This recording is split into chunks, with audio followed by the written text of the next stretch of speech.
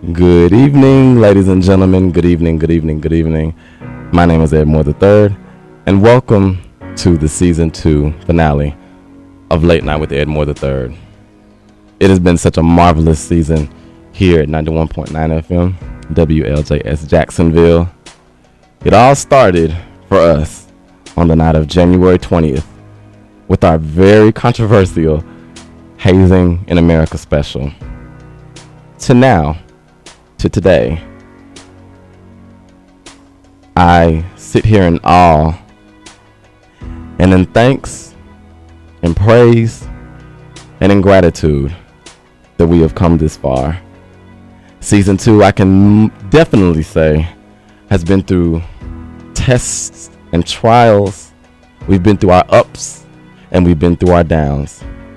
But one thing I can say, after 3 months of Season 2, one thing that nobody can mistaken is that we are still here. Over 40 guests have appeared on our show this season. 40 guests. When I hear that number, it just puts me in such a space of praise and a space of thanks. Over 40 people have appeared on the show this season. This season has had 13 aired shows.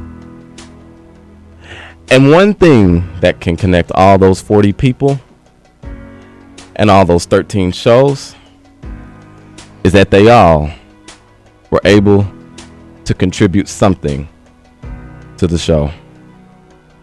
They were all able to come onto the show and put a little piece of themselves to create this big picture that is Late Night with Ed Moore III. We're going to do something a little different for this finale.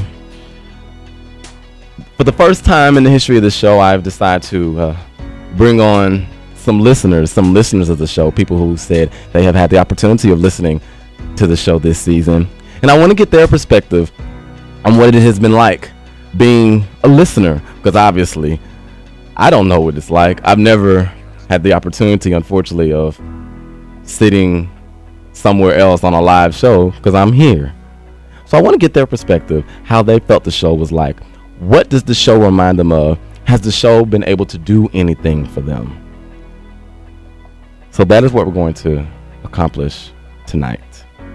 That is what I hope that we will accomplish tonight.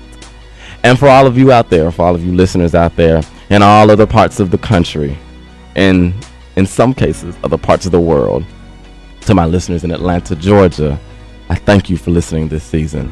To my listeners in Birmingham, Alabama, I thank you for listening. To my listeners in New York City, I thank you for listening.